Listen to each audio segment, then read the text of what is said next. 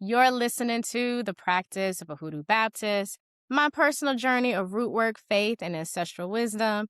I'm the creator and host, Chelsea Von Chaz. This is where I honor the ones that came before me and walk you through my experiences of being unapologetically aligned, covered by spirit, guided by blood. Today is a special day. I have a very special guest today. Somebody I've been wanting to talk to with y'all for a long time because we kiki when we see each other all the time. We always make it a kiki. But super special because I have talked about this person on multiple occasions, on multiple episodes of this podcast. Yes, I have. You just don't know it. You might know it, but I'm just letting you know. Danyelle Thomas, a Black public theologian, writer, speaker, and founder of Unfit Christian, which is a movement and platform reimagining faith beyond fear, beyond power, and beyond spiritual harm. She centers belonging over performance, Black sacred imagination, and a theology that sees God through the lived realities of Black life. Her book, we're going to tap into it. You already know we're going to tap into this book. The Day God Saw Me as Black meets cultural critique with spiritual reclamation and invites listeners into a spirituality that honors the mess, the joy, and the mystery. My girl, Hi, boy. Asa. Hi, boy. This was such a good intro. I almost went real Baptist for a minute. I had to put up my Baptist finger like, yes, you get the Bible read. You have to have the Bible reading face. It's so Listen, good. I know who I know who I'm dealing with.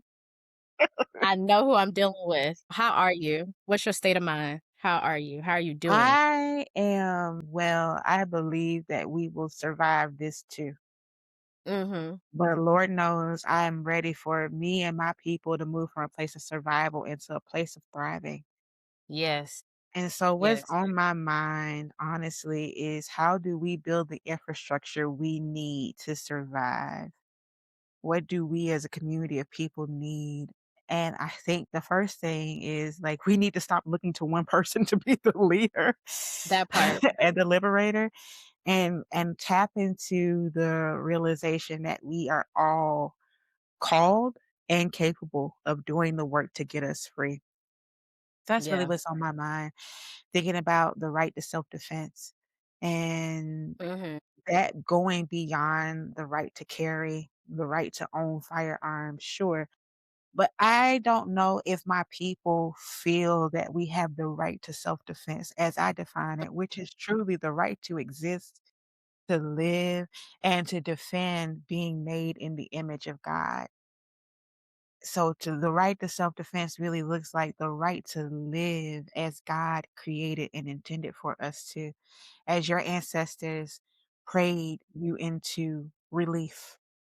We are a lot freer than we've ever been, but we Mhm. still ain't completely free. Yeah, And so I that's agree. always on my mind these days is what does what does thriving look like?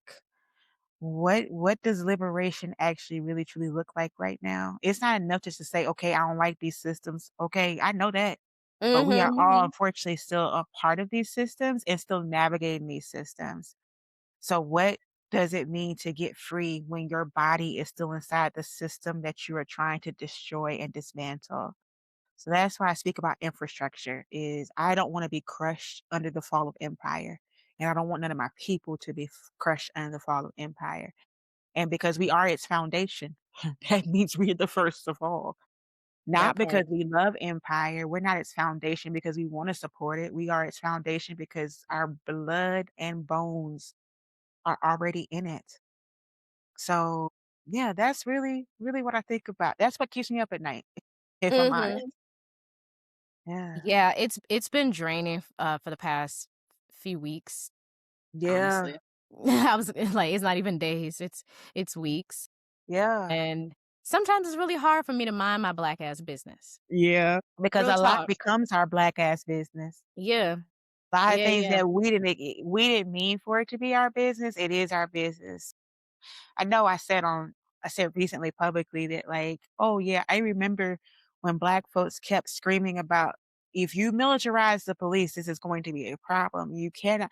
Why are we militarizing the police? And like I said, y'all forgot the E and I stands for enforcement. So every time we kept saying law enforcement is a problem, we weren't imagining it. Mhm. We were telling y'all what we had lived through and what we continue to live through.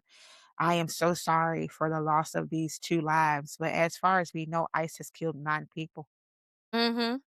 This year. 7 of them are not Black. I mean, 7 of them Yeah. are not white, rather. We only Yeah. know the names of the 2 white individuals killed, Mhm. but Mhm. they killed an unarmed Black man. They killed Mhm. 5, shit, maybe 6 at this point that I can think of, Hispanic folks. Mhm. Like, that's just Mhm. what they've killed so far. That's just the kill Yeah. count so far. As far as what we know, Yep. what's been documented, What's been because even reported. right, what's been reported and recorded, because even with me, I mean, I live in Cali, so Yeah. personally, my first and forgive me because the person's name is slipping me right now, but the first time I had heard of a ICE-related death was a Yeah. gentleman who was running from ICE. They were trying to capture Mhm. him, and he fell off a couple stories down off a building and was hospitalized, and he died sometime later.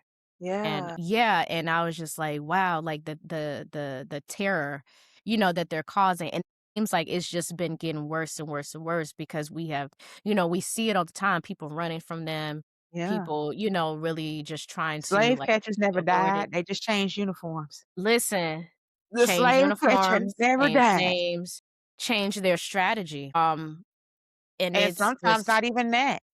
mhm, You are mhm. incentivized to tell on your neighbor. You are Yeah, incentivized, especially when you think that you're protected, and it's been kind of my frustration with I keep telling people, "You can't make abolitionists of aggressors." If you are already somebody who believes that state violence is sanctioned, and a lot of people are, they do believe state violence is sanctioned. That's why they kept yeah. telling us just comply. Well, if you just do this, you won't die. And now it's happening. And we all kept saying, when I say we, I mean Black folks, we kept saying, well, because Black people are unserious about everything. You got to start killing white dogs. You got to start killing the white people's dogs. That's the only way they're going to get it. Yeah, You gotta start killing their animals because even killing their own people, because whiteness as an identity is dog eat dog. So even killing their own people is not getting the message. The yeah, number of folks who are still out here like, well, he should not have had this. Okay, y'all the same people who are like, Second Amendment, they're taking our guns, they're taking our guns. right. And then this man who is carrying a firearm, and at this point, we don't even know he has one. He's dead before we find out he has one. Exactly. And yet and still, like, you've got this justification happening because, as I keep telling people, a lot of white folks, and I can tell you this living in the South, they're carrying broken promissory notes of whiteness, and they have for generations. Whiteness has always promised them that if you play the game, if you play your part, if you do your part to protect supremacy, we will reward you.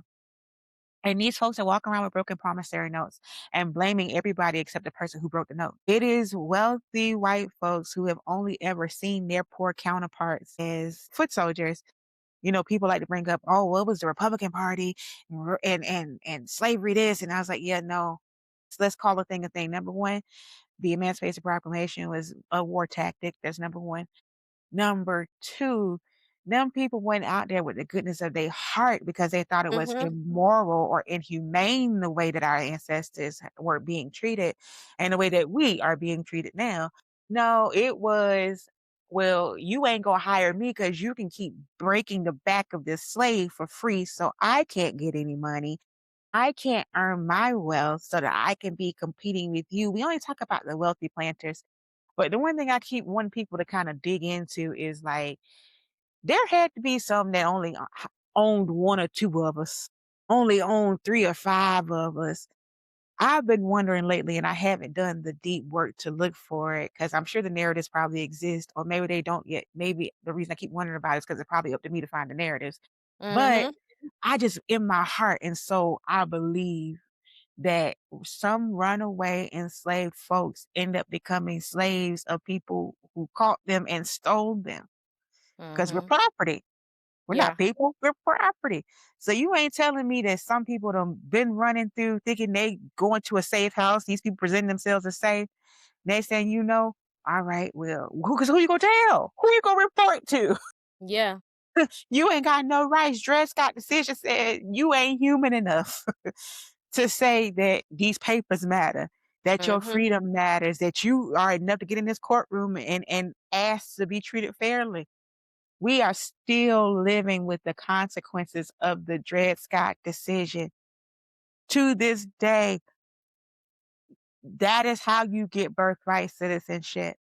That is how we end up now with a regime that wants to reverse that. And I keep saying black people are not next. We've always been first in line. Thank you. We're Thank the you. first infantry. Yeah. And it's frustrating because we saw all this coming. And so we did what we had to do for harm reduction. We go out and vote for the candidate that we think, not because we believe in politicians as heroes, but because we recognize that there are some things that are easier to work under certain rulership and authorities. And we did our part, and a lot of people did not. Over half of the eligible population that can vote did not vote. You can't Mhm. blame third parties for this. Yeah, even if one side or the other had gotten all third party votes, we still don't have enough people who take it seriously to get out and Yeah. vote. Yeah. And that's on purpose. Mhm. That is a populace who has been convinced it doesn't matter on purpose. Listen, I stopped being friends with a few folks because they decided they wasn't gonna go out to vote. I said, Yeah, "Okay, well, it's been nice. It's been fun. it's been real fun. It's been real, but no ma'am, no sir, Yeah, because I not can't." in this time. Yeah. Right. Exactly. And I think a lot of us are waking up, but I still think that there will be some of us that get left behind, and For we just gonna sure. have to leave a whole lot of them Oh, behind. facts. That part I'm perfectly fine with, but for those I don't have to leave behind, that's who I'm always mindful of. Is you're right. It's a lot of folks who gonna get left behind. They're gonna have to be. They're choosing that too. They're Mhm. choosing to stay. And I'm not gonna say we're leaving them behind as much as they are choosing to stay. Yeah. But for as many of us as I can save and as I can get to guide along and walk along the path of righteousness and of liberation, I will. But unfortunately, there's a lot of us who just we don't wanna be free. We've made Yeah. comfort in the cage. Yeah, absolutely. I see and feel that a lot within the church, Yeah. Oh, for the sure. state of the Black church right now, if I may. 'Cause You're I think there absolutely is a state of the Black church right now that is it's been so infiltrated in such a strategic way to where people are not really understanding or it's not clicking the connection, the control, and, people can be as obtuse or oblivious as yeah, they would like to be, but in the end, long term, it hurts us collectively, whether we yeah, are Christians, Hoodoo.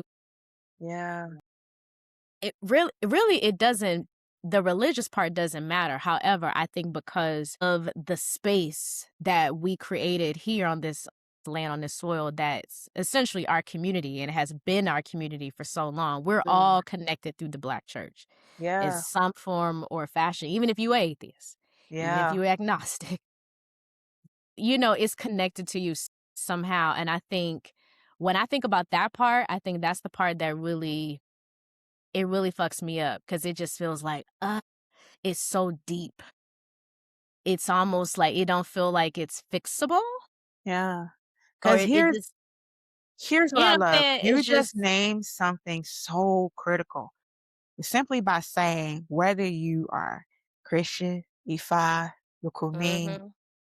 Hoodoo, Voodoo, Santeria, Yeah. 21 Divisions, all these things. And the fact that you name them is, for me, is something that is naming something so critical because I keep having this argument with people. Christianity is merely an evangelist of supremacy, but it is not its only evangelist.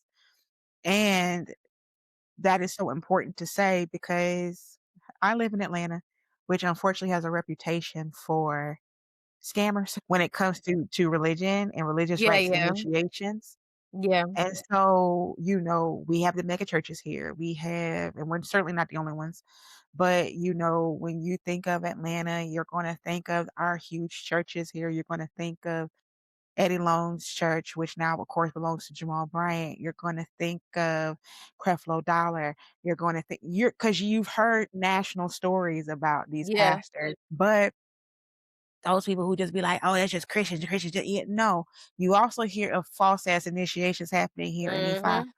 And because you can go to the Botanica and buy, uh, buy Yeah. elecades that ain't Yeah. been blessed, that ain't been fed, that ain't got nothing.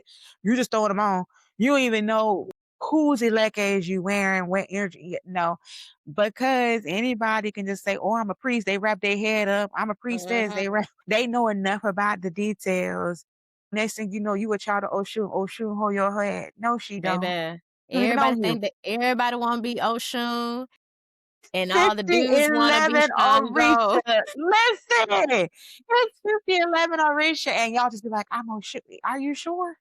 You could be. Oh yeah, you could be. You ain't never heard of her. Oh, you could be 1,000 of them. It's so many of them. It's I so talked to many. actual rightfully initiated priests, and I was talking to a homegirl of mine who's a priestess, and of oh yeah, is her primary, but she has more than 20 Orisha in her home. When Mhm. she passes away, it's not just burying her. You've got to bury all of her Orisha. You've got Yeah. to consult and see if they want to go with her or if they want to go with someone else. And who is that like when I say it takes so much, but Mhm. when you're looking at I can charge somebody $10,000 for an initiation. I can say it costs 15, $20,000. And let's be honest, sometimes it actually does cost that much because it's not cheap Yeah. to take somebody to the mat. It's not cheap to take somebody to the mat. All the materials, there are feasts you have to prepare. There Mhm. are so many, sometimes you don't have what you need in your elay in terms of initiated folks who can be in ceremony. So now you gotta Yeah. fly in other priests and priestess, and Yep. you gotta fly them, getting beyond that level, Ojibonas, you gotta like, it's Yeah. so much. It's So that's so just much. Ifa, Santeria, and Lukumi, same Right. thing. That's just that. Then Hoodoo's got its own, con Yeah. artist Yeah. of like, Imma sell you this gree That's bag been and this infiltrated by and non-Black folks oh as we god, speak. yeah. So many It's terrible. books on Hoodoo are written by white people, and I'm Yeah. like, it's a closed system of our people. It's a Black indigenous religion. It is. And Mhm. so you got that. And then you got people trying to divine whole spirits that do not come through tarot cards in tarot Yeah. cards. It's so much scamming and scheming. And I think this is why I'm always frustrated when people try to make it just a Christian thing. No, it's a Mhm. supremacy thing. Yeah. No, it's a capitalism thing, which is Yeah. just capitalism is simply, if you think about it theologically, capitalism, if you treat supremacy as its own religion, which I do, it is the Mhm. oldest global religion. Supremacy then is its activating spirit. That's its activating spirit of supremacy. It's what drives so much of its goal. Supremacy's goal as a religion is power. Yeah. Power is its God, and it seeks to dismantle and disable the power of individuals so they can command power over them, right? So it don't matter what religious face you put on it. It When don't. you are dealing with people's spirits and you're convincing them to give over their power to you, that's a supremacy problem. Mhm. That's a capitalist problem. Christianity just happens to be a very visible power. So when people say like, well, Black people, it's because we're in a chokehold of Christianity, part of that is true. But we're in a chokehold of how supremacy has trained us to survive. Absolutely. And to be blind to so many things Yeah. in order to survive. And it feels easier. It just feels Yep. easier to just go through it, to just turn the blind eye, turn the other Yep. cheek, turn the blind eye. And the Oh, it's other not a cheek, big deal. yeah. It's not a big deal. We'll get through. It's We'll just a get part of through. being Black. Excuse Yeah. me? And I think that is just It's that's funny, sad. I was That's driving down sad. the road today, and I was thinking about boycotts, particularly the Target boycott, and, like, how I've not necessarily participated in it explicitly, and I've not necessarily broken it explicitly either. But I was already boycotting Walmart, right? Have been for Same, years because same. of their pay practices and basically the harm they cause to neighborhoods while and to people they employ while also being the biggest employer in most states, especially here in the South. And Walmart is the largest employer in most southern states. Here's the thing is and I was thinking about it specifically about Starbucks and about how some influencers were still doing Starbucks campaigns. And, we went on this whole we're boycotting Starbucks because of its Mhm, ties to, um, and it really actually wasn't the direct ties to Gaza. They had somebody who was an investor who also had ties to Israel, of course, causing harm to Gaza. So it's kind of like this 3 degrees of separation. Starbucks got thrown into it because they're the recognizable name, right? mhm, So I was thinking about it, and people are just always like, "Okay, this is why we can't do nothing together because we don't want to keep a boycott. We don't want to be inconvenienced." And I'm like, every time y'all talk about boycotts, I know you don't understand them. The Montgomery bus boycott did not last 10 minutes. It didn't last 10 days. It lasted over a year. So not only does a boycott have to be sustained in terms of time, it has to be sustained in terms of resources. So you're telling me I can't work essentially. If you're telling the influencer they should not do this brand deal, but at the same time, if they come out and say, "Hey, I got to GoFundMe. Can you send some money to my Cash App? Can you send some money to my Venmo?" Then you're upset with them about that. Then it's you should work and get a job or you should do X, Y, and Z. mhm, It's like, but you mhm. just told them they can't do their job because then it's breaking these boycott. And I'm like, here's the thing. We can't both say, I want you to sustain refraining from engaging this brand so we can drive it into the poorhouse. And at the same time, want the people who are engaging the brand or engaging the boycott to also be in the poorhouse. In the Montgomery bus boycotts, they were carpooling. They were Yep, buying shoes for people who were walking. They were making ends meet for folks who were without employment.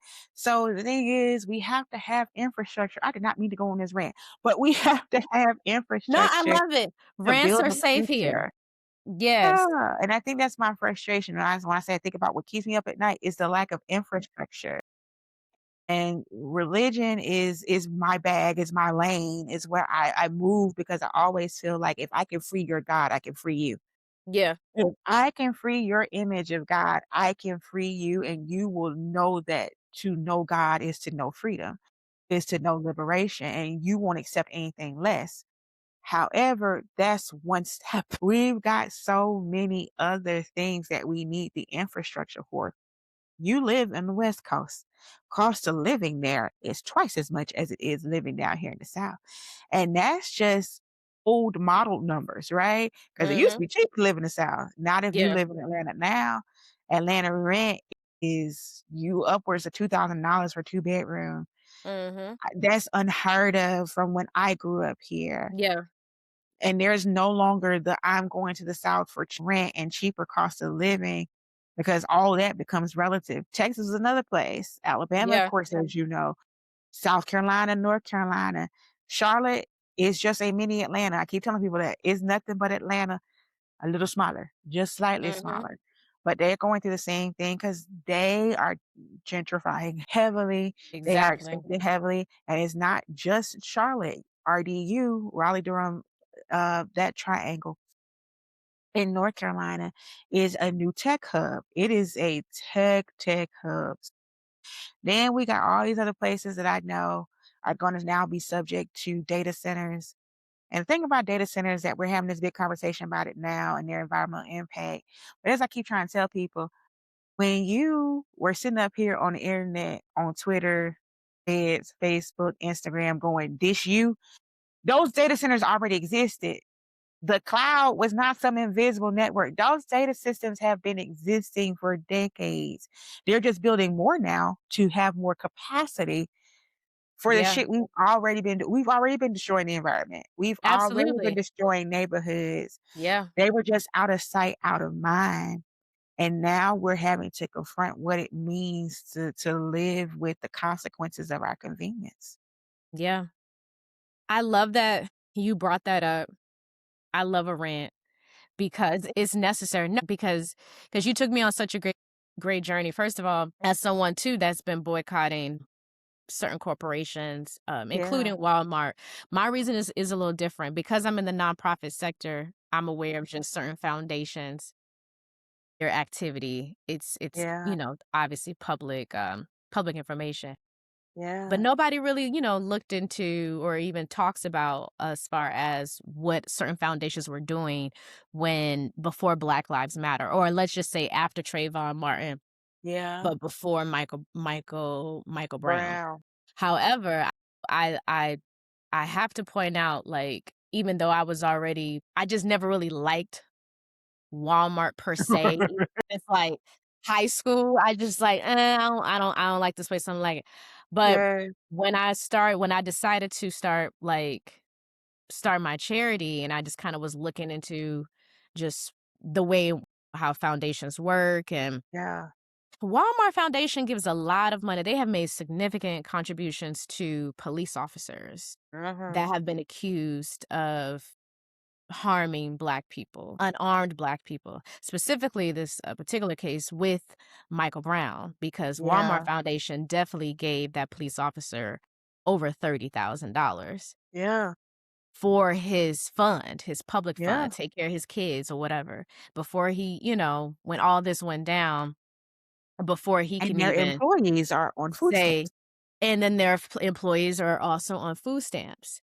Oh, everybody called me a hater and all kinds of, like, elitist or whatever, like, "Oh, you're Yeah, weird, you're actually elitist, da, da, da, da."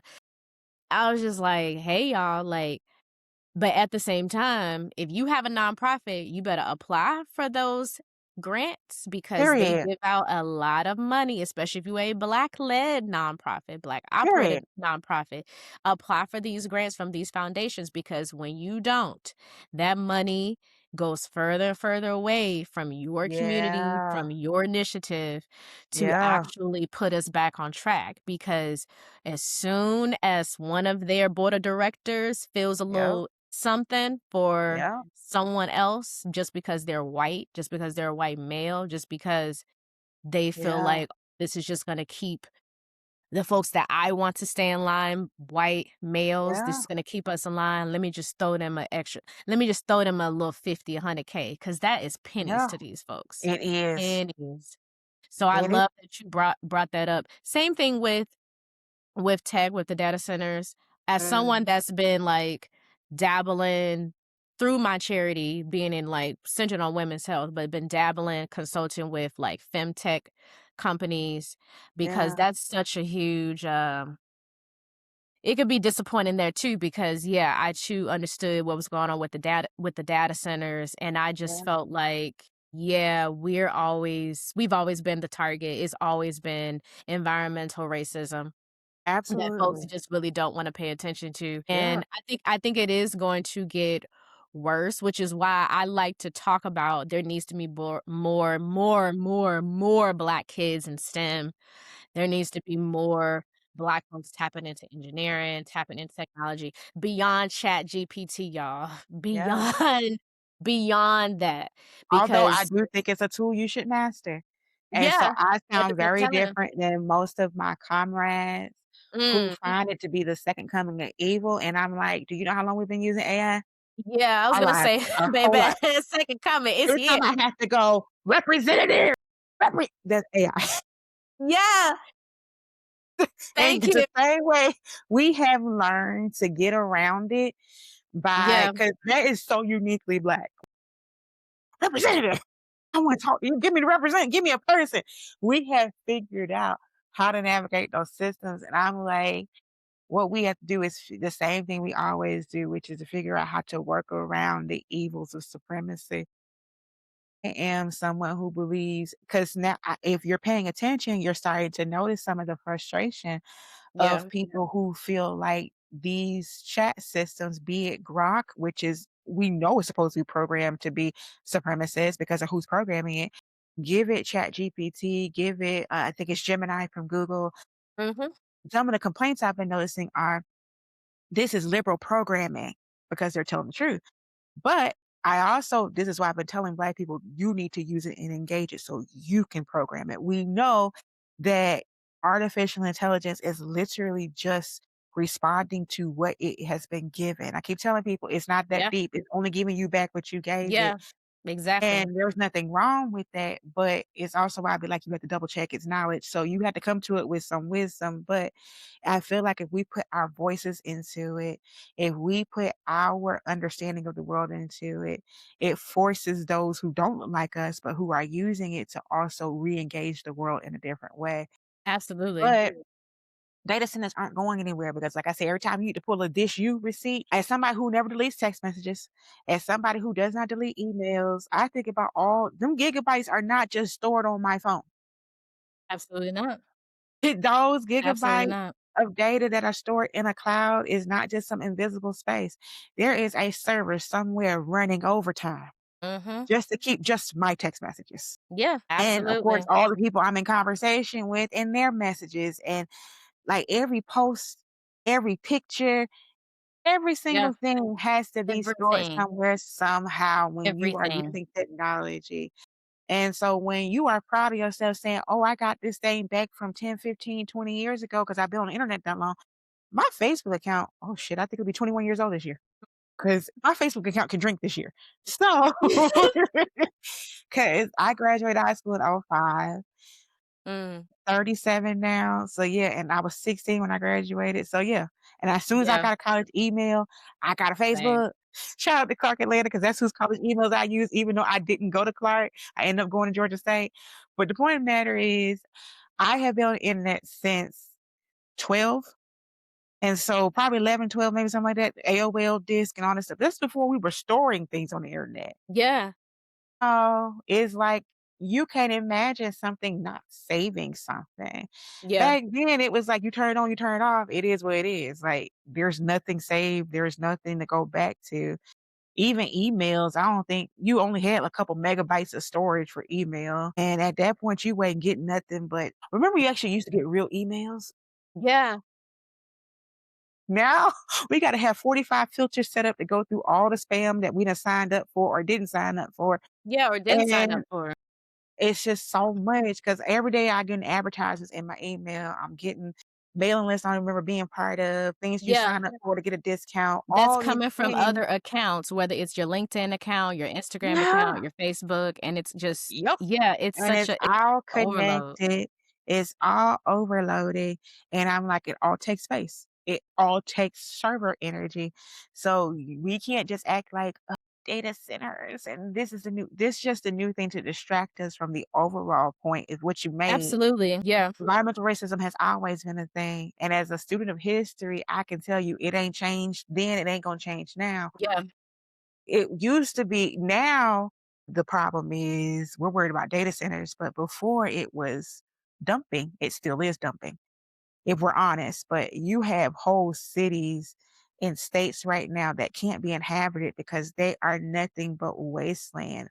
I mhm, remember recently a river keeper in the state of Maryland is looking at Potomac River and telling us about a pipe that's broken and leaking very, very dangerous sewage.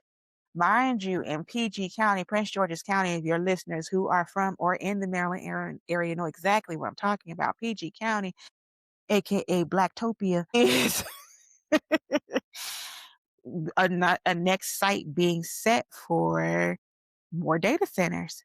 But mhm, mind you, county over Moco, Montgomery County, is dealing with this river issue. And Montgomery County is to me, if you're going to put a data center somewhere, you could put it in Montgomery County. You could actually put it up in this place further up in North Maryland. There's nothing there but woods and mountains and all kind of yeah, stuff. Harbor de Grace is beautiful, but it's like we deal what we always deal with, which is the NIMBYism, and not in my backyard of it all. But somebody has been dealing with this in their neighborhood before it came to ours. And until we start having honest conversations about the cost of convenience and yeah, not just talking about it when it's raising an alarm, it wasn't just mhm, alarming when it was coming to Memphis. It's not right, just alarming thinking about it going to Maryland or maybe even the Mississippi Delta or maybe even, somewhere else in Texas. You got Austin, which is a giant tech city in and of itself. It's not just a problem if or it doesn't matter if it's in the Nevada desert. Like, we need to be honest that there is a cost to our convenience, and unless we decide to come together collectively and do cost reduction, we now have to say, how do we respond to it? So, like you named, I'm thinking about nonprofit work specifically. Somebody's gotta get that money. Somebody's Thank going to you. get that money It's so much regardless. money. It's so much money. Let me And tell you so something. then we You fuss talk and we're to angry. somebody you talk to somebody that Yeah, literally, like, when I am having board meetings, after board meetings, we're talking about yeah, fundraising and grants. I would literally, like, see a nonprofit that's white led, yep, serving Black people or mhm, Africans, because you know how they do. yeah, But I I will look do, it up, I will look up their tax returns, I will mhm, see how much money they're getting annually, who are they getting from, and I will yep, go and kick back and submit our programming for those same grants. So it's like 'cause I guess can what? see where the money is coming from because it's If so you much. don't, you gonna lose out. You are exactly right. Because here's Yeah, also people who do not work in nonprofit or have any relationship to it. Let me let you know something, y'all. And Chelsea can attest to this. What you want as a nonprofit is unrestricted funds. So you don't period. have to sit up here and explain what am I doing with everything to the dollar.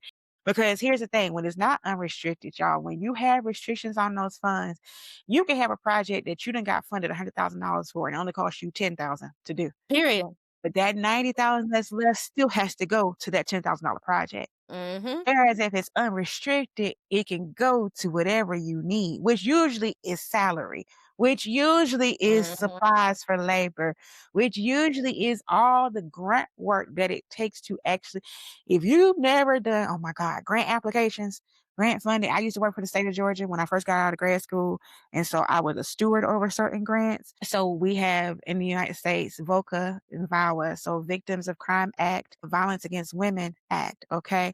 And so both of those acts send out federal funds to the state level to then be distributed to different nonprofit work. Mhm. Same, which is sexual assault nurse education. All those are grant funded, y'all, and they none of them unrestricted. They are all restricted. And so when you are the steward of the grant, you have to then get all the people who are actually doing the real work to then report to you everything that they're doing, and you gotta roll Yeah, that report up and then yeah. put so we It called it takes so much away yeah, from doing the actual work and actually serving the called it community. Muffin Gate. One time, one of our sub-grantees bought some muffins with it, and, like, it was for a meeting or something, and baby, it was Okay. like, this is not that significant in its grand scheme, but that is what Mhm. your nonprofits are fighting against. So Yeah, when you try to then restrict Black folks who are doing nonprofit work to say, "Well, we can't get grants from them because we boycotting them."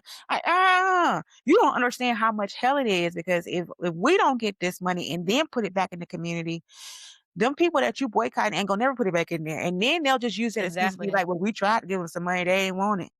That part. So That part. listen, infrastructure matters. It Yeah. is not easy doing this work. Activism is so much more than activating the keys on your laptop or on your phone, and that is Mhm. part of it, don't get me wrong. It absolutely is, but Yeah. it's not, and everybody can't be on the front lines on the ground. Everybody cannot be at the protest. Some of us gotta have bail money. Some of us gotta have the water and the housing and the food and all the things it takes to support those who can go and be on the front lines on the ground. Some of us need to be your professors.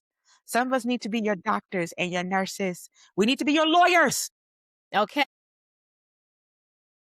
You need everybody, and I think that's kind of my thing when I say I want us all to realize we are all called to and Mhm. accountable to doing the work of liberation.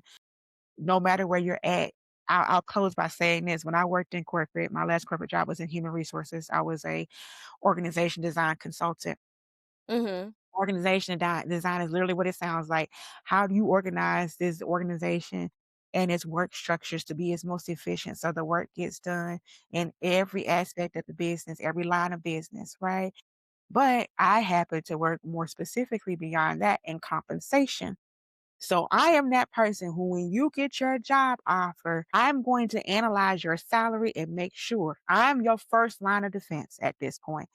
Your talent recruiter is going to be the person who does all the communication with you. But when you tell them, "Hey, I need X, Y, and Z minimum," and they take it to the manager who then goes, "Well, I don't know if I can pay them that." It comes to somebody like me who then now has to look at and say, "What is the range of pay for this role? What are the people already in the role looking like? But also you coming in, what is your salary history?" And so a Mm, lot of times as a Black woman, I would see Black folks not ask for enough. yeah, I know how much other people are getting paid, and we're not asking for enough. But if you don't have a me in the chair to say, "Imma advocate for you anyway, Imma make sure you get paid well anyway," that was my contribution to liberation, is making sure mm, that Black folks are getting paid. So I don't care where you're sitting and what you're doing in that seat, you have some capacity to get us free. yeah. Whew. It was so much going through my mind. I was just like, "Yes, yes, yes. Talk about it, talk about it, talk about it." Screaming on the inside. Do you hear me? And you made some you made so many valid points. I'm just trying to, like, roll back to where something that you said that made me think about, Pastor, Christian A. Smith, 'cause Uh-huh. I had a chat with him last season on here, and yeah, and I talked about how, because I work in the nonprofit sector, even, Mhm. trying to visit certain churches, especially Yeah. in Atlanta, I was side-eyeing, Yeah. it's mainly because, just wondering, trying to figure out, like, how much is this going back into the people, and really just being honest with him about how, like, yeah, I'm someone, because I do this for work and I know how it is with white folks, and I know the differences, that the freedom that the Mhm. church has, all of the just no restrictions, Yeah. all the things. So I'm always just kind of always looking at, I want everyone to be paid. I Mhm. want folks to be fed. I want folks to feel that they actually have a community and there's a foundation there. Yeah. However, in some experiences coming across certain pastors, certain Mhm. congregations, you see the imbalance. I can see it. I can smell it. I know what it looked like.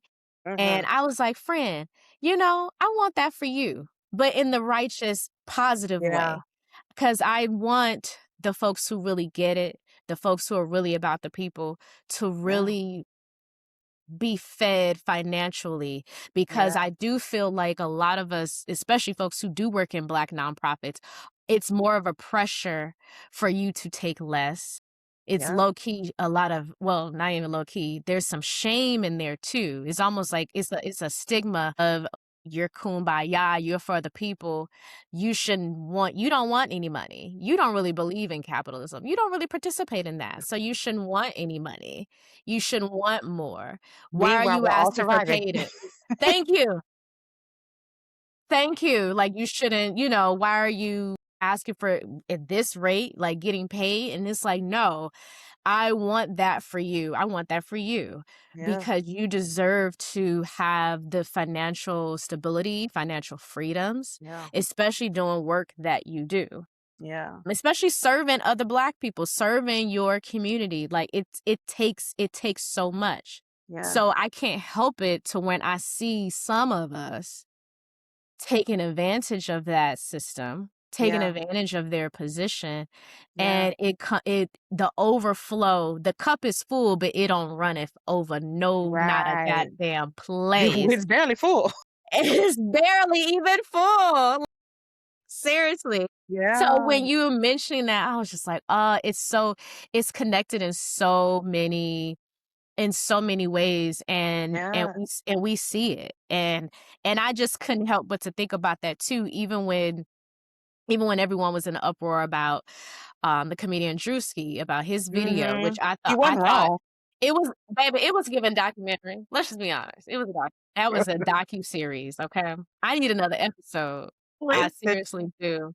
It was so brilliant, and I'm like, he's not the first to do this, y'all. My favorite, hands down, is Reverend Leon Lonnie Love by Mr. David Allen Greer in Martin, because it's like, I can definitely laugh at it, because it's like, yo, the shit is comedy.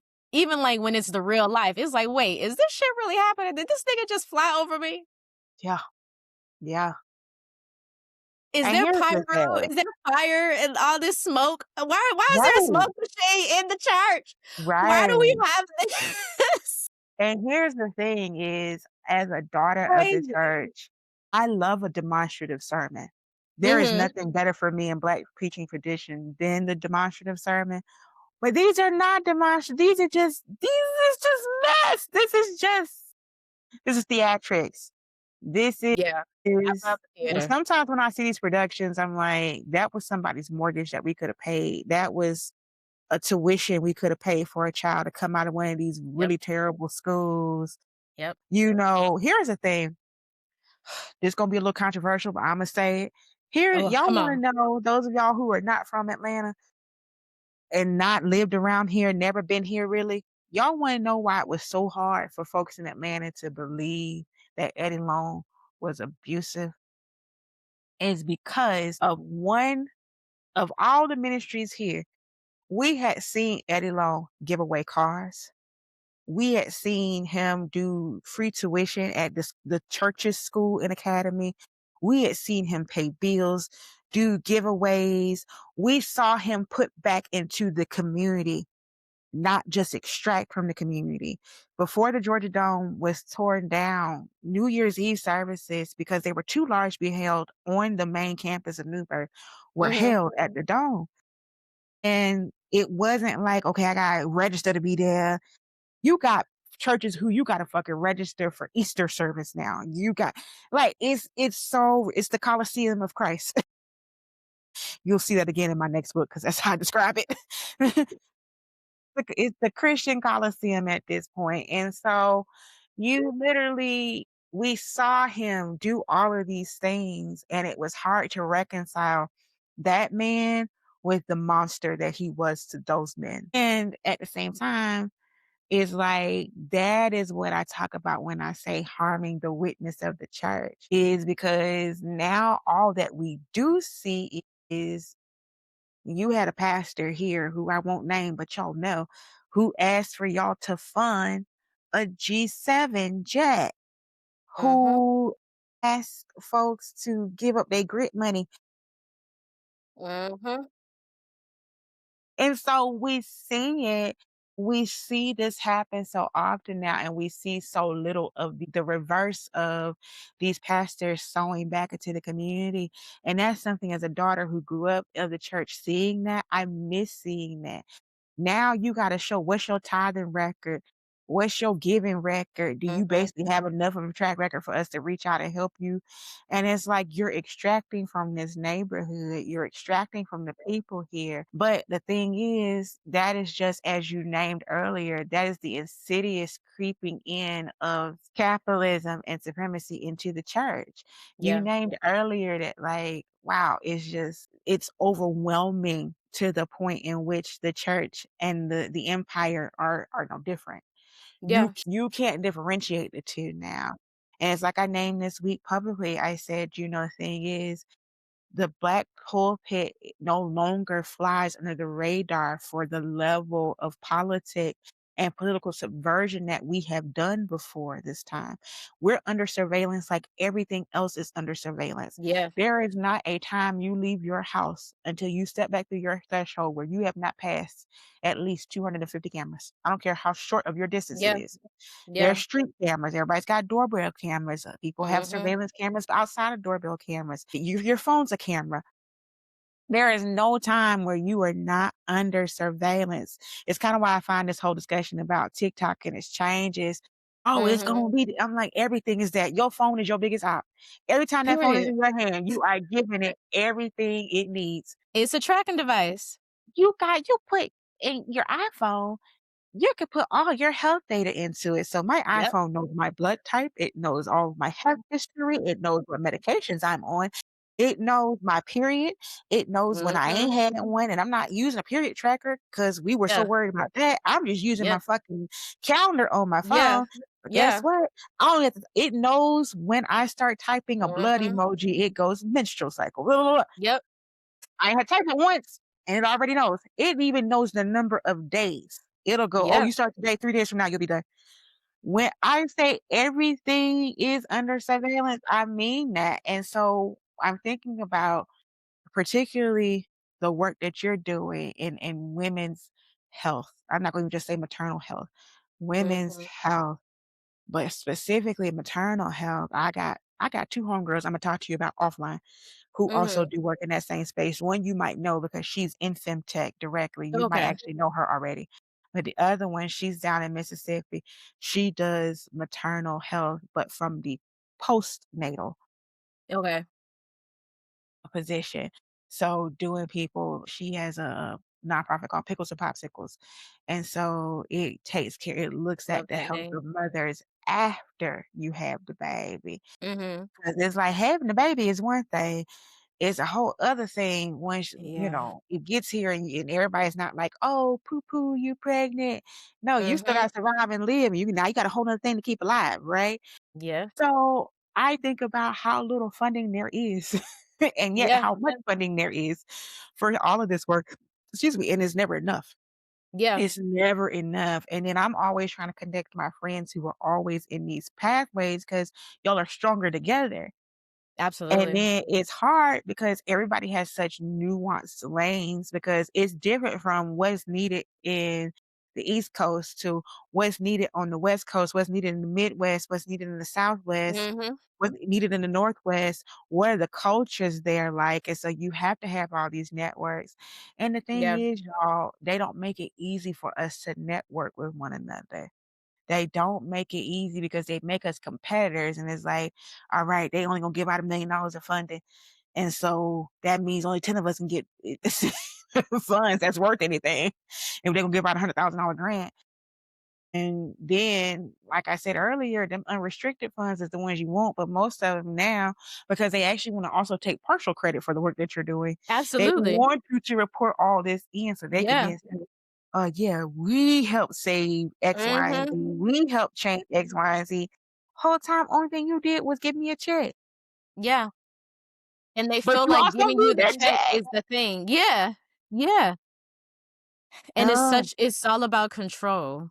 It really yeah. is. And so It when you really talk is. about churches and you can smell it and you can sense it, and I think that's what makes me so sad is because I remember a church that used to serve the community, and then I also Mhm. sit back and think about so you made me think about a church in Atlanta that I have some partial bias to because the pastor was my father's best friend until my father's death, but it's a huge church here in Atlanta.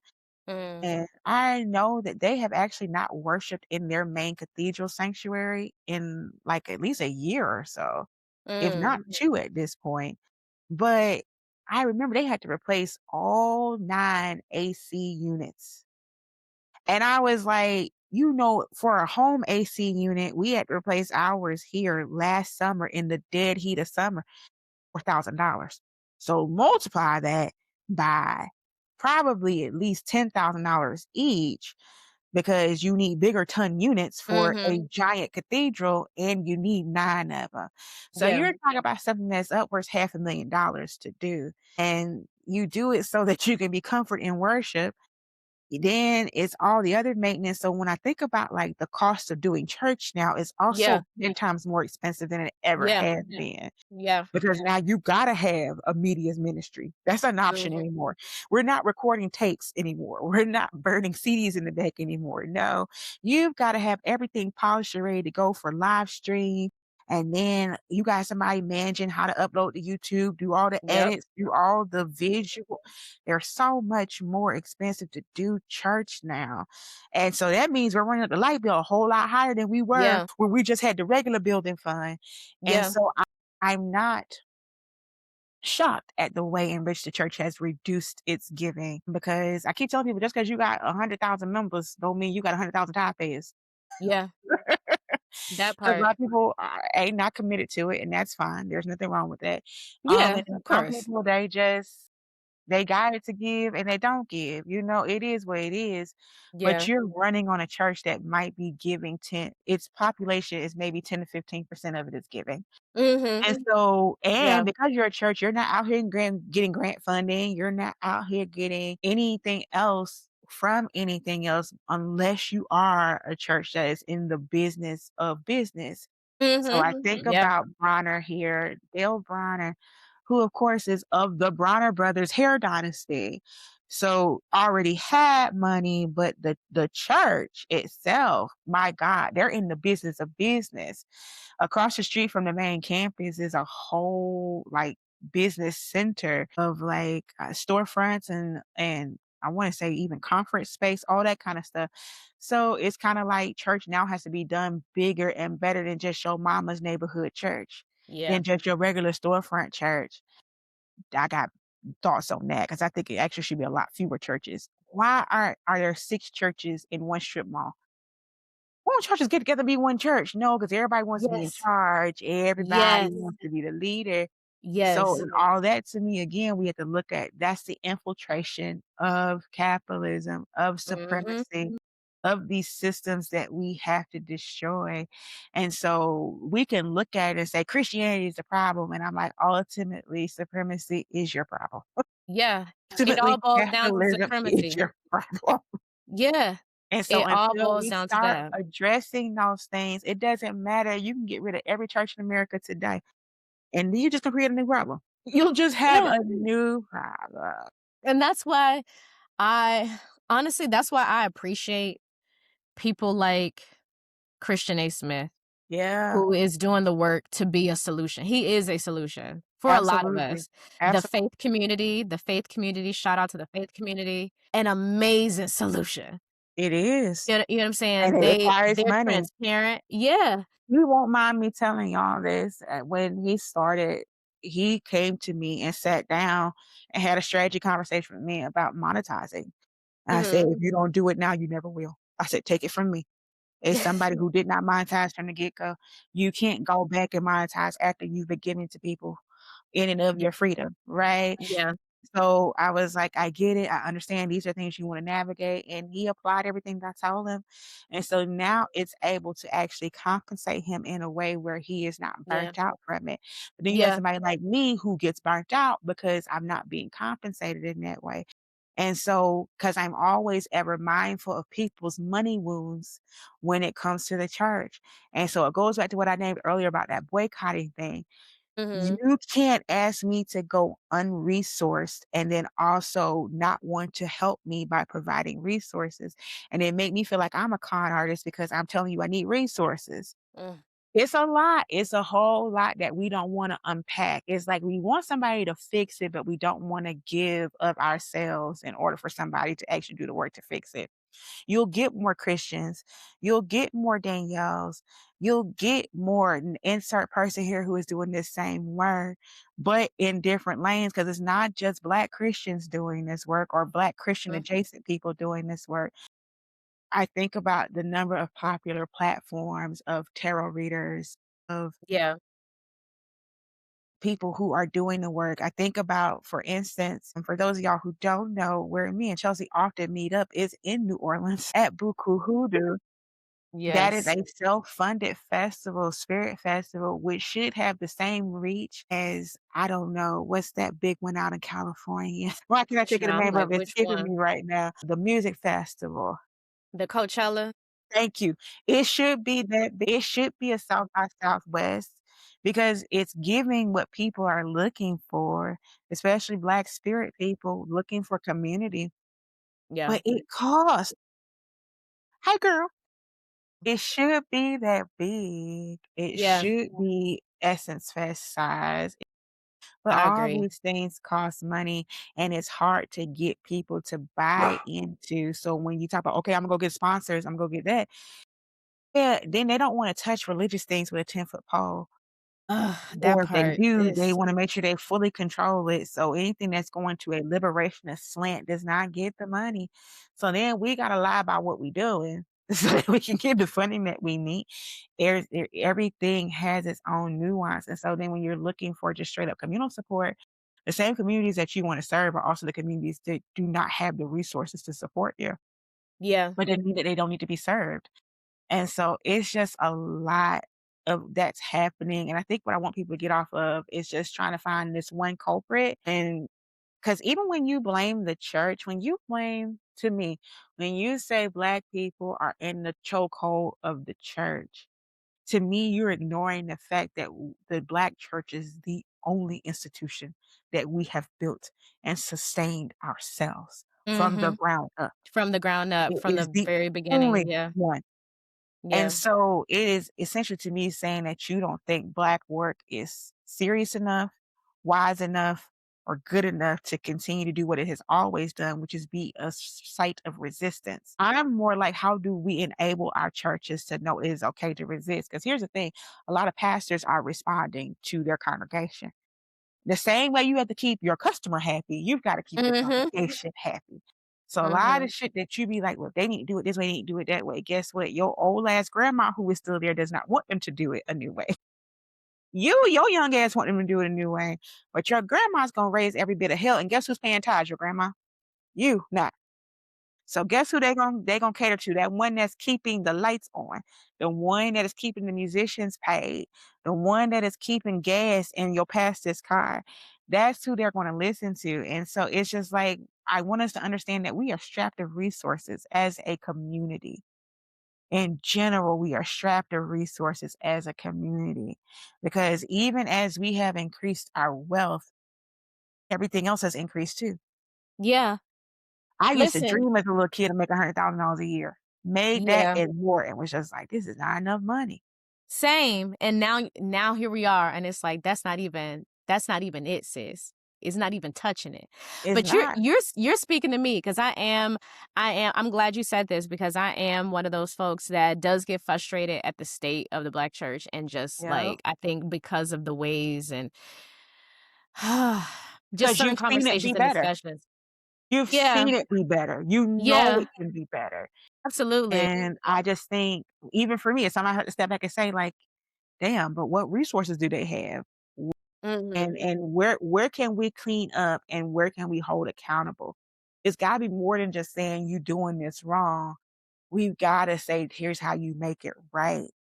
Here's mhm. how we make recompense among one another." It's just there's so much to be done, and we need every person, every part. It's been why I've been so resistant for all these years, and people go like, "Are you ever gonna start a church?" And I'm like, "No." No, because 'cause you're not gonna put that kind of stress Baby. on me. Don't put that on me. Don't Ricky Bobby, don't you put that on me. I will Okay. never be living under that kind of stress of trying to do that kind of work. I don't take it lightly. But then, here's the thing is you also get your bad actors. I'm thinking about Bishop Wooden right now. Bad Mm, actor, bad faith actor, but also because so much of what he's doing is about him. It's not about God, it's not about the church, it's not about the people. It's about him. We gave him a taste of spotlight when we responded to him in the commentary that he had about Beyonce, and he's never stopped seeking that spotlight since. And so he sense. goes and says the most controversial things he can say Yep. and does so under this so-called ecclesial authority.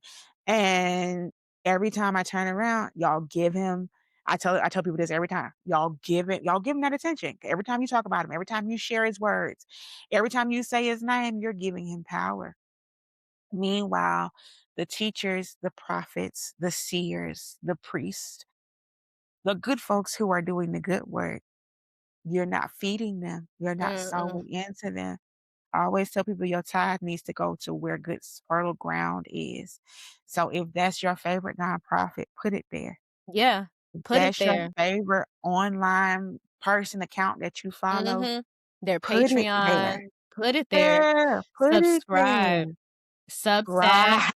Subscribe. I be telling people, them $5, $10 that you send make a difference. If I It get 10 does. people to send me $5, that's my cell phone bill. Okay? It What? does. It adds up to Like, come something. on. It really helps. It's that energy too where it really helps the person move forward so Everything they can costs really something. keep going. Yeah, Everybody anything. producing this podcast costs something. It Yeah. costs look, equipment, Riverside, editing, Yeah. everything costs something, y'all. And so Yeah. when you consume for free and then complain about being consumed, we're all navigating the same terrain and doing the same thing to one another. And one way we can get free is to stop consuming each other. Yeah, absolutely. Even the spiritual spaces that we have, Buku Hoodoo, y'all, Yeah. that started as a book club. Yep, We funded the book club, we subscribed to the book club.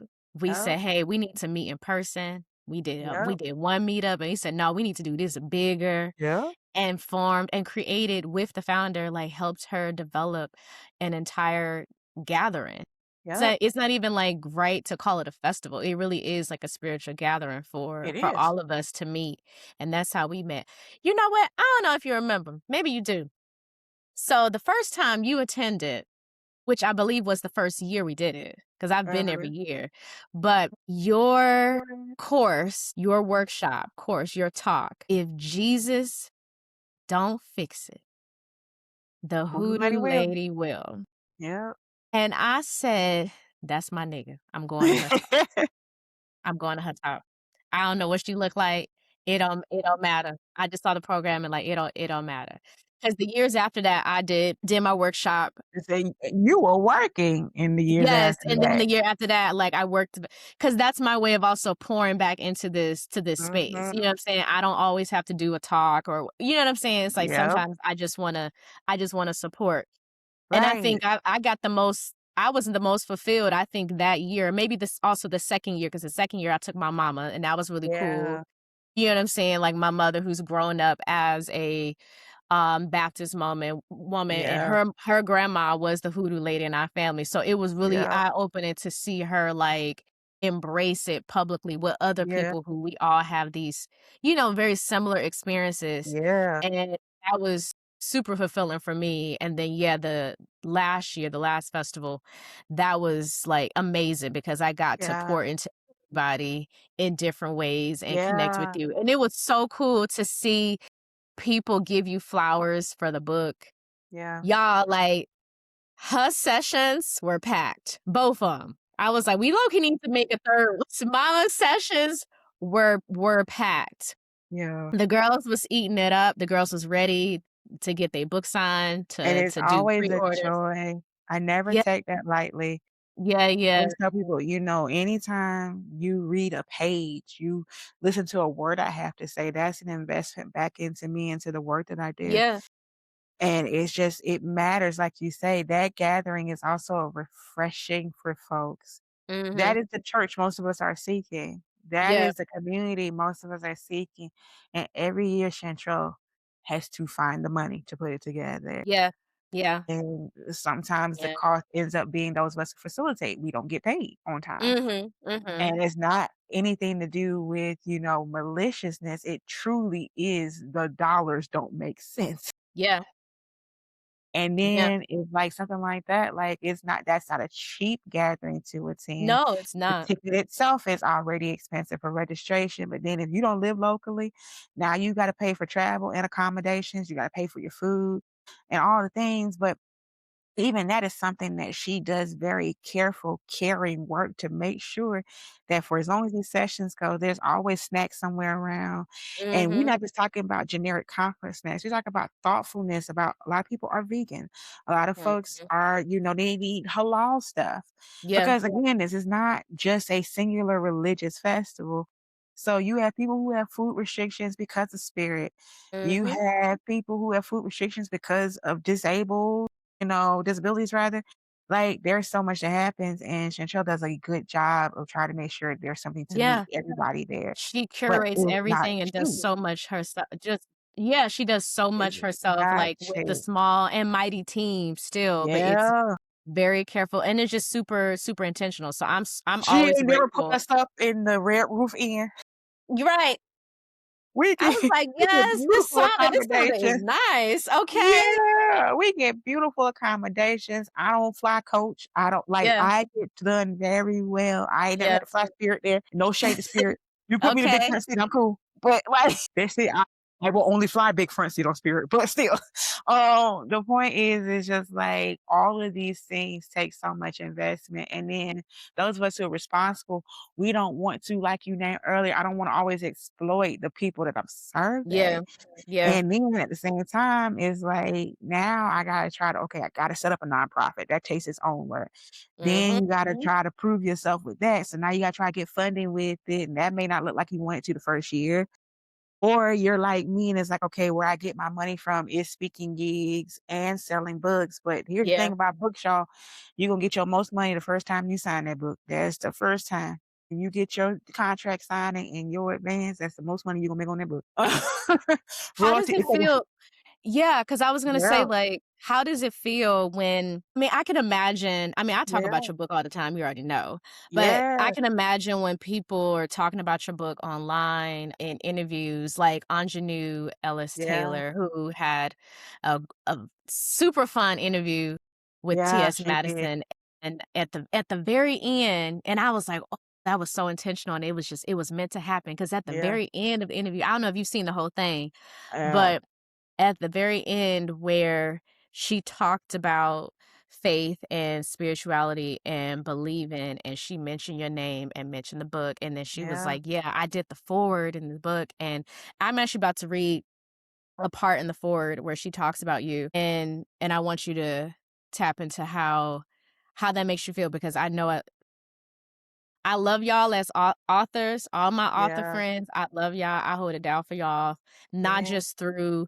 purchases, pre-orders, amen, but Amen.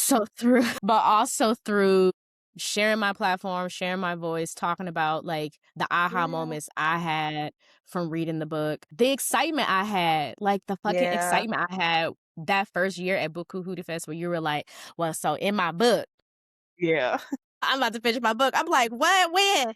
And literally, yeah. like, put it on my calendar, waited, like, you know what I'm saying, just You ready had to wait for long because it was coming out that month. it was coming out that month, but I was like, "No, wait, like, no, I don't wanna miss it." But you were Yeah, definitely, like, just really just super intentional, so I love this part when Ingenue Ellis Taylor, she says, "Seeking the word was what brought me to Pastor Danyelle Thomas. Locked down. It was only months after I had lost my best friend, my reason for life, my mother, Jacqueline Taylor. I needed claiming. I found it in Danyelle."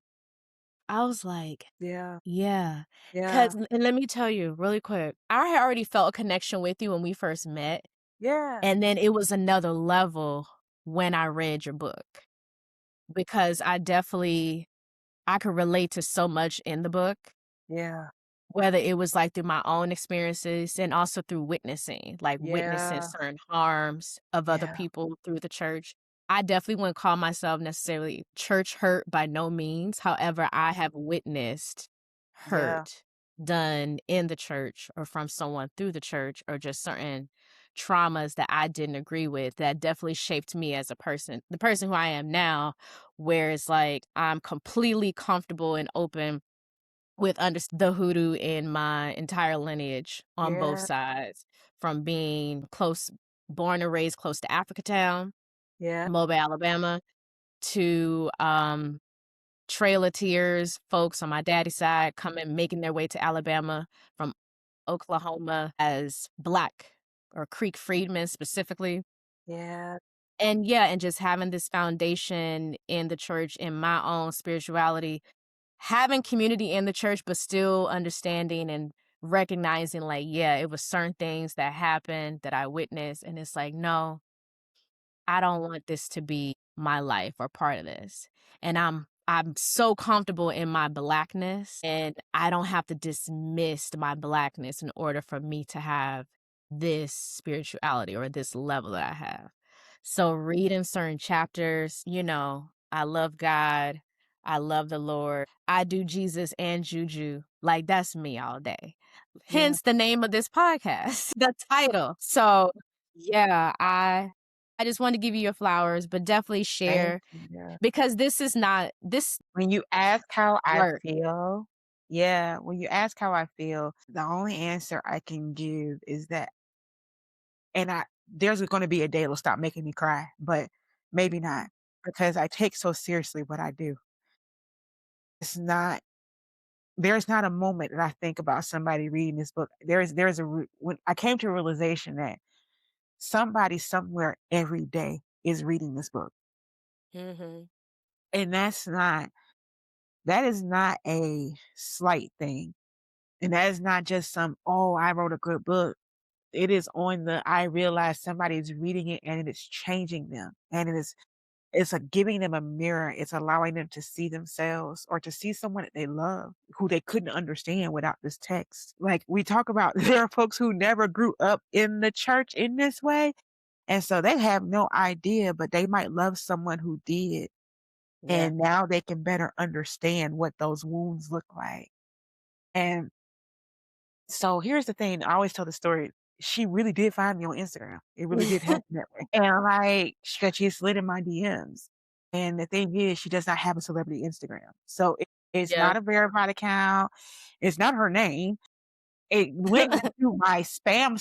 So, on Instagram, you have two spam folders. So you have a message Yeah. request folder, and then there's a deeper Yes. one inside of that. She was in the deeper one. And I just happened to Her open it. I burner tell people, account, okay? listen, I tell people I open all of my messages because I never know what I'm gonna see, and I was Yeah. glad that I had that ethic already. She's like, "Hi, my name is Aunjanue Ellis," because she had not added her mother's maiden name at that point. That's where the Taylor comes from now that she's professionally using her full family Mhm. name.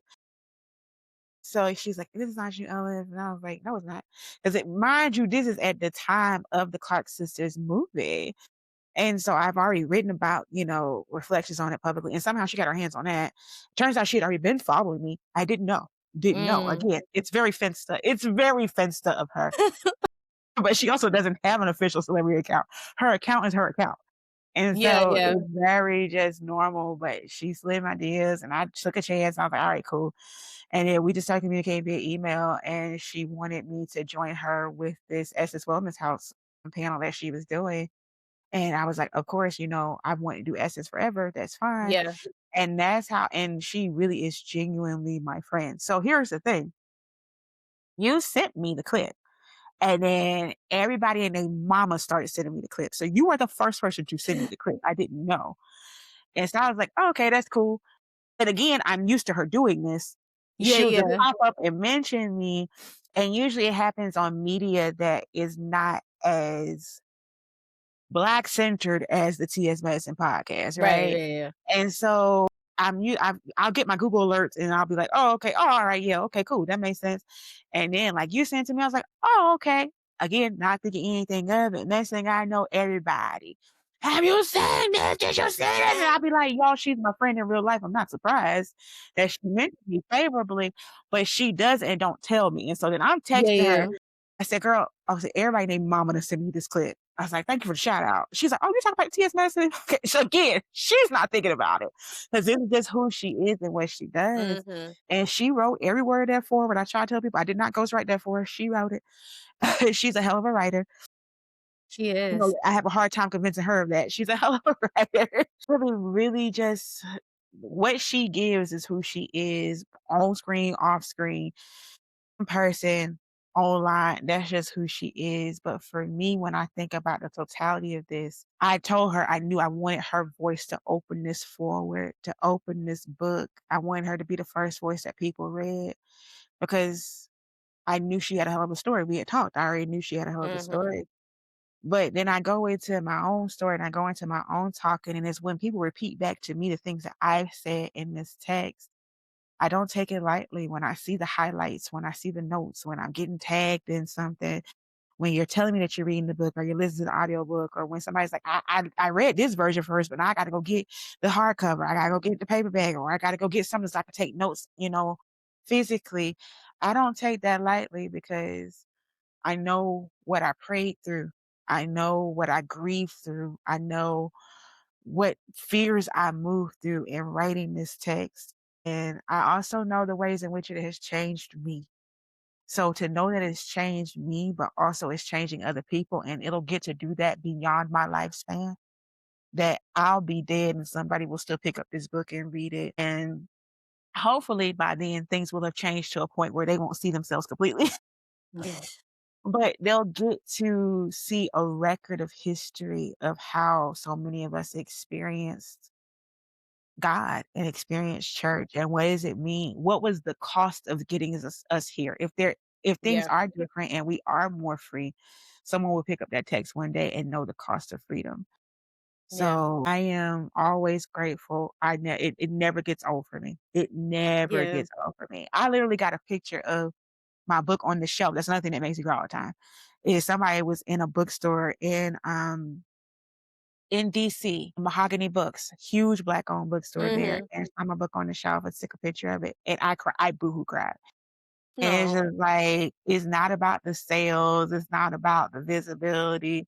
It's the fact that when you understand shelf space is precious.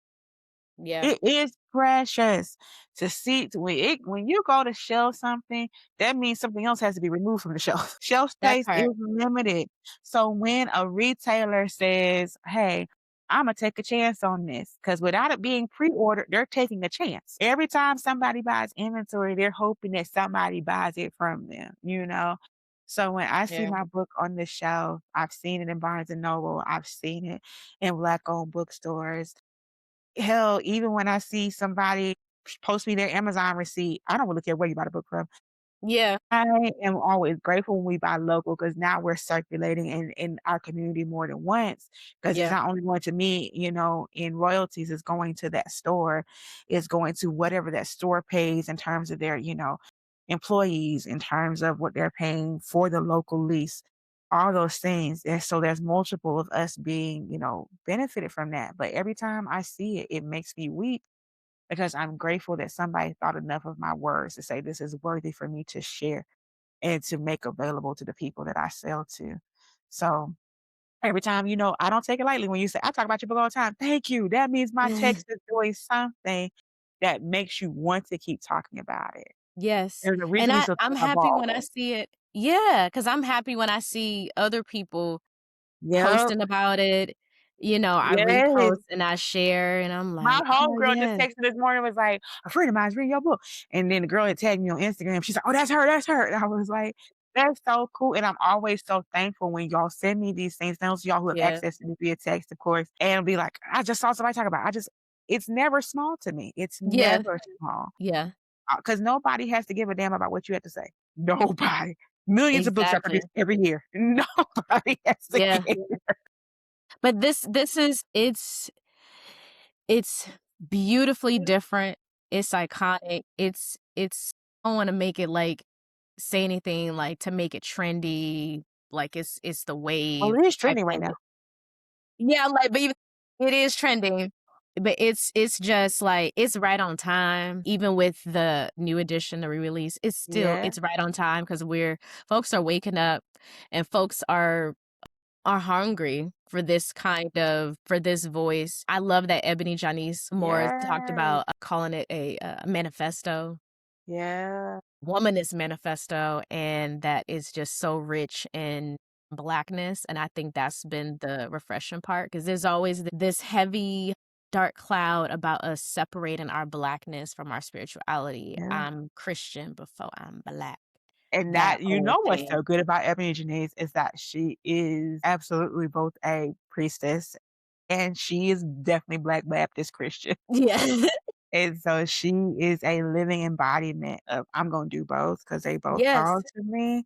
She's Yes. working on another text right now. It's gonna be so good. Soft Girl Shit is obviously gonna be really good, but she just literally we were just talking in text literally this morning about the Nice. 3rd book that she's working on, and I'm not gonna announce it for her, but just know it's truly a Oh, I truly already great know work. because I had a chat with her and I was like, "Look, whatever it is, I'm sat, Yeah, okay? it's And it's I'm gonna be ready." so, so good. I'm excited about it just from the idea. And Mhm. so it's just I'm glad to be in the company of other women who are doing Yeah. this work, who are writing us free. And I don't Yeah. take it lightly because we come from stock of folks who died so that we could write, Yeah. who died so Yeah. we could read, who fought violence so that we could have this gift of literacy. I've been reading since I was 3 years old. Books and reading and writing has always literally been part of my life. My mom tells me my first word was stop. So boundaries have also always been a part of my life. That's right. So Come on, when I stop. wrote this book, I But really wrote it I because wanna ask, like I'm sorry, I yeah, didn't mean to cut you off go because we're talking ahead. about that. It I might don't be a think I good never question. asked Go you ahead. this. Well, I just wanna know who, because if as someone else who's been reading since they were a kid. Listen, I would read books instead of getting the ass whooped. Yeah. It'll always be like, These go and pages read. don't worry. Go read the newspaper. Tell me who died today."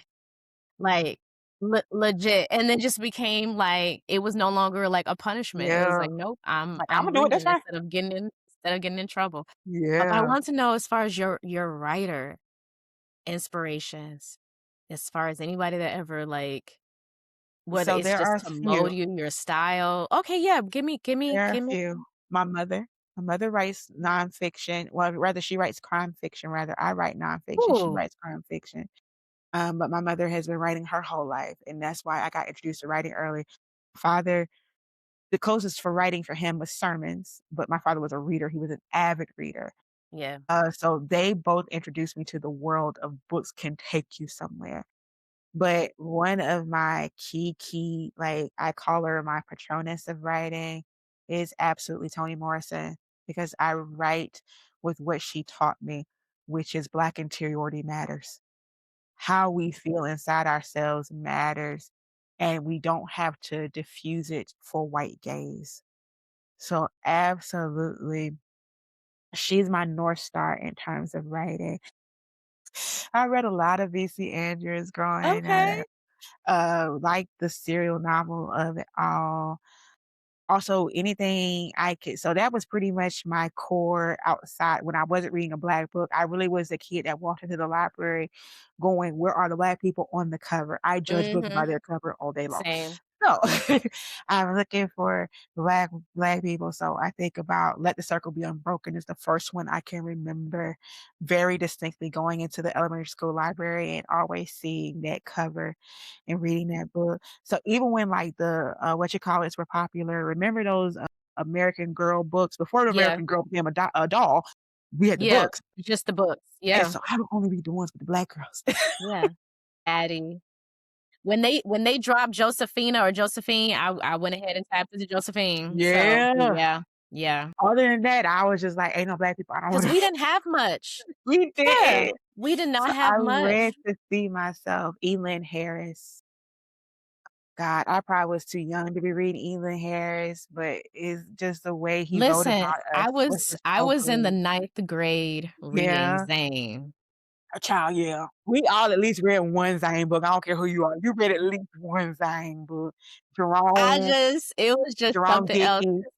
Yeah, We all read Fly Girl at least once. Yeah, hell, we was coldest winter ever. We all read baby, that. Okay, baby, for everybody.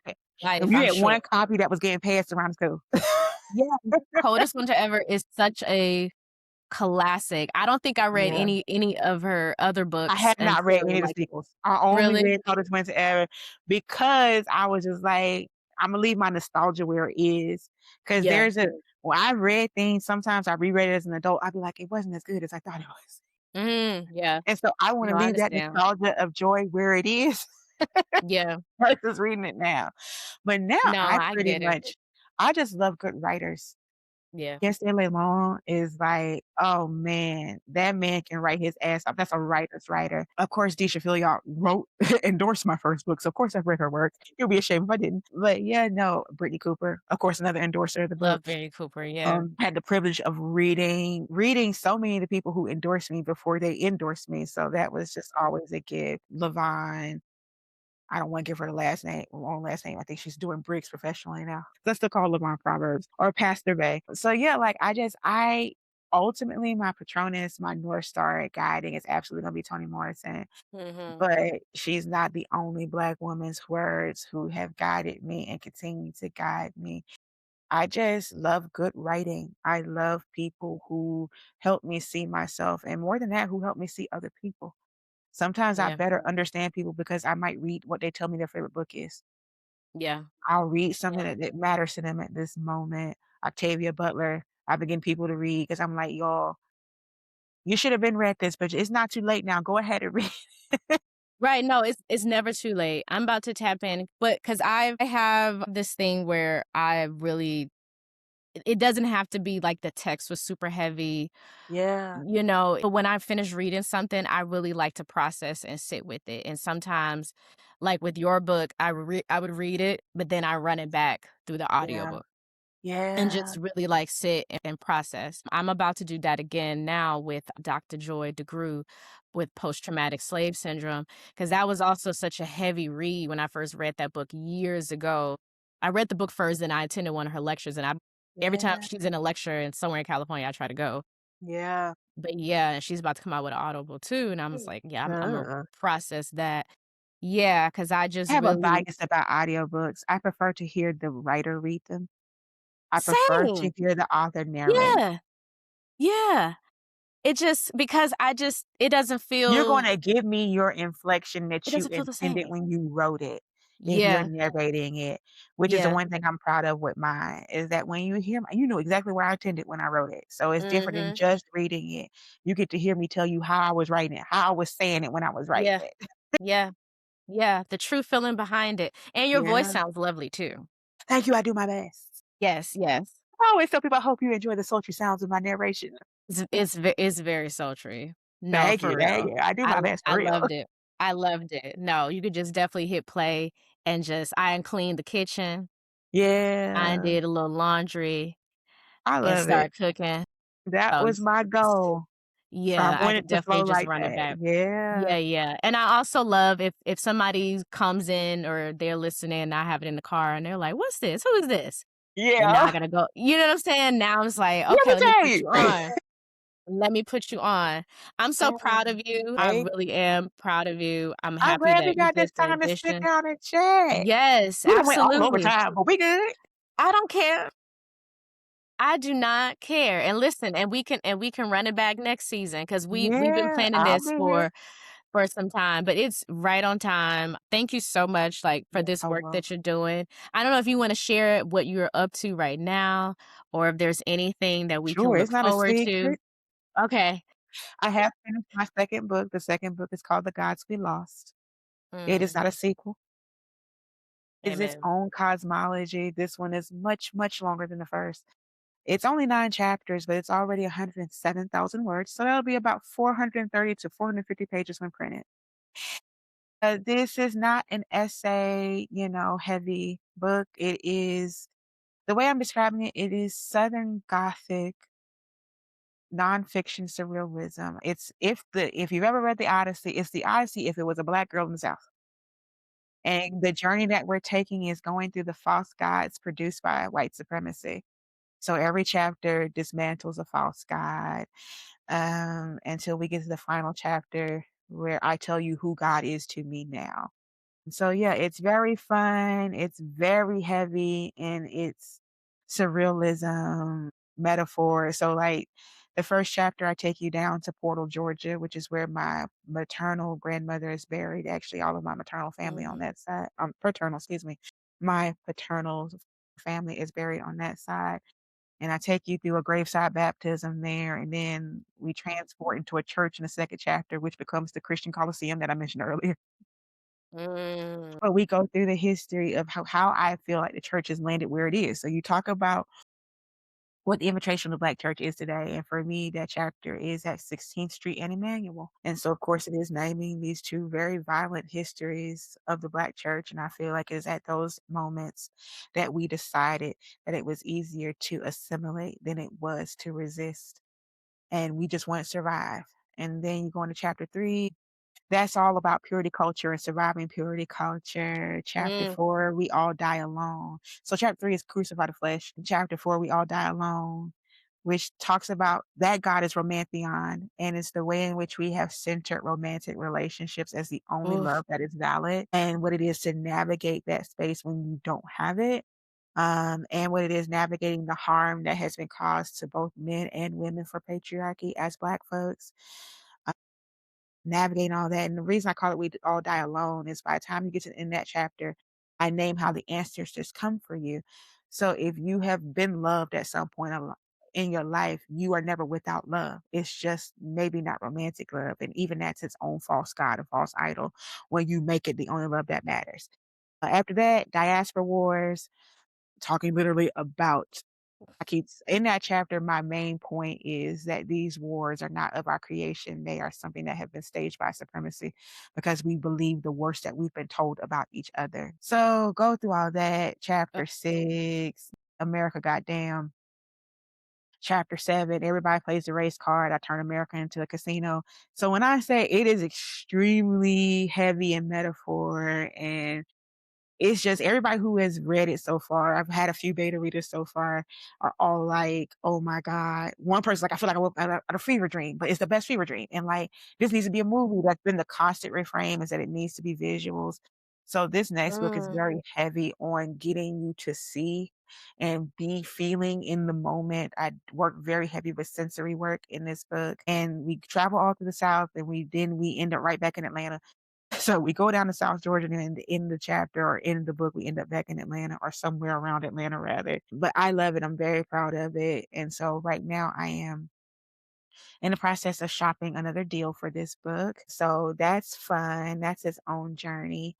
But I'm excited. It'll be here ugh, before we know it in my terms of mouth has been agape this entire time. I'm I'm so like, excited. I really cannot wait to talk more about it in more detail with more folks. yeah, This is one Imma put it out this way, this is when you're gonna need a collective to read with.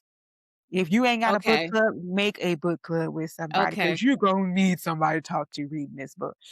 The Ugh, Gods We Lost is one that has to be read in community because 'cause you're gonna want somebody to talk about this with. yeah, They got yeah. something in there. You can read that by yourself the first time, but eventually you're gonna wanna talk to somebody about that one too. But The Gods We Lost, absolutely. You're gonna need a buddy. You're gonna need a reading buddy, but I love I'm it. I'm excited. excited. Listen, I love a Southern goth anything. Southern gothic Yeah, and anything.